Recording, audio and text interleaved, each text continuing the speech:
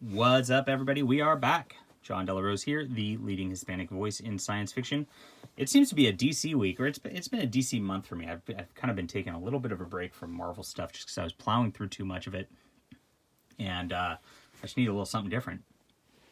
But what I've also plowed through too much of is Supergirl. So if you've watched the channel, there's 4 volumes of Peter David's Supergirl, which go up to about issue 39, and then stops. And then they canceled it. And this series, though, for a actual series, was an 80-issue series, and he actually got to complete stories in the whole series.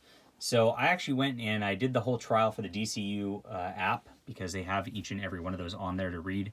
And I read through that entire rest of the run up to this point, which this is the last storyline in the arc.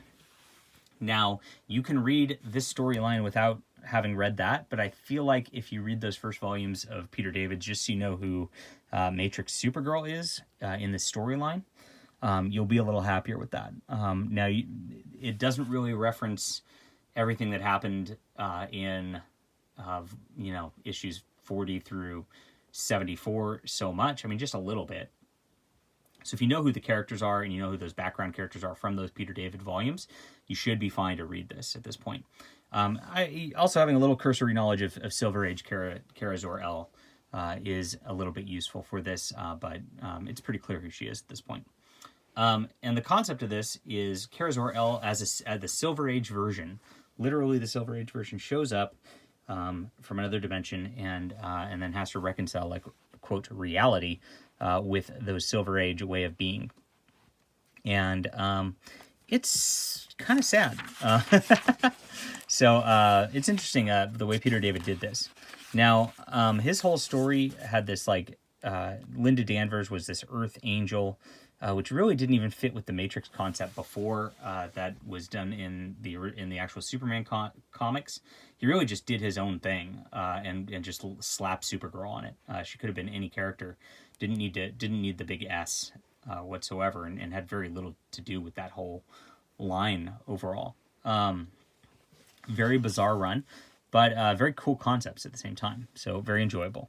And those are all wrapped up. So, I mean, the big climax happened in issue 50, and from there on, they did, like, kind of one of those, like, she's depowered and walking around type of stories, which tends to end up in Superman so much. But they depowered her back to, like, Golden Age Superman levels, and then had her walk around, like, trying to find her true self and all that for 25 issues or so. And that was a little less exciting than it was at the climax of that issue 50. Now, if you watched my Volume 4 review, I wasn't that thrilled during Volume 4 either. I felt like it was going downhill. But honestly, it picked right back up again. The next issues leading up to 50 that were not collected and were just on the DC app were phenomenal. So that was really good work right there. Now, this is it's almost its own story. They have Supergirl, and she's fighting this, couple different people. You got a new artist on here, Ed Benes, who just draws women so pretty. Much better than Leonard Kirk, who was on it before. Leonard Kirk really did not draw pretty faces very well. And so this is just a joy to look at, just from the art perspective all the way around. Her mother is having a baby, so they're wrapping up a couple personal plots. I mean, she never looked like that during the series. Oh my gosh, little cheesecake. What can you do? And this is where, and there's Kara Zor-El, beautiful. Oh my gosh, I want this, like, original art right here. But she shows up, and Kara Zor-El, like, there's some conflicts at first. Of course, they do the fighting thing at first, because they always have to do that when two heroes fight. And then Kara Zor-El just gets depressed for being here, because she's like, this isn't what I thought it would be. And they start analyzing her, finding out who she is. She starts trying to push the Earth into a different orbit, because they're showing off that, like, Silver Age things, like, where realism didn't matter. Quote, realism didn't matter. Don't work here where it's, quote, real, even though Peter David writes a nice essay on this, that, like, whenever you start to think about anything superhero wise, it all breaks down. So, like, that's where I'm like, just go for it. Just have her actually push the Earth. That's amazing. Like, who cares about physics? Physics are stupid. When you're fighting dinosaurs in the middle of the street, like, why would you need physics? And they fight a traditional Superman villain, Mr. I can't even pronounce his name. Somebody else can in the chat. Mr. Mix something. I don't know. I'm not even going to try it. But Peter David actually has her make fun of that name in here because she can't say it either. And they have a nice adventure together. But Kara Zor-El kind of gets depressed.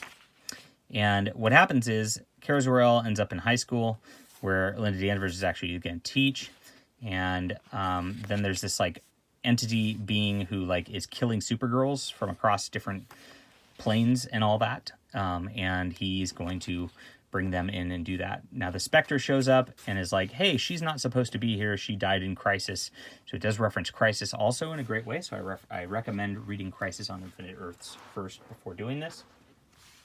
Really ties in this with Crisis and a lot of the DCU stuff all the way around, with just gorgeous art all the way around. They have a fight with this guy. It doesn't matter too much, the main plot, but it helps her gain her confidence, and the girls work together as a team as they come to this, and then we start to get to this like end of the world situation. So there's a couple plot lines that like I said, wrap up here. There's her mom is pregnant in there and ends up having a baby in this. And then one of the guys like ends up getting engaged to one of the background girls in this. There's no reference to the demon characters or anything like that. All that stuff goes completely away. So you would actually barely even know that exists through here. It's very much a Superman family story. Here's a reference to Crisis right here. And what happens is Linda Danvers actually goes into Silver Age Supergirl's world, ends up being there, ends up meeting Kal-El and marrying him and having a baby, which then the baby grows up. And then there was a DC 1 million reference of a Supergirl from the future, and she's brought back in this issue also. So Peter David ties that into it. And then there's that beautiful stuff. There's the wedding, as mentioned. Very, and it wraps up so fast. I would have read issues of this forever. Jeez. But they eventually fight that bad guy who's at the beginning of time and killing all the Supergirls across time, and of course kick his butt together. And then she sends Kara Zor-El back to her reality to do what she has to do. And it ends. And then she kind of is writing down the diary of her life at this point. And she's saying, I'm taking off. I'm just going to live my own life, and just kind of disappearing here.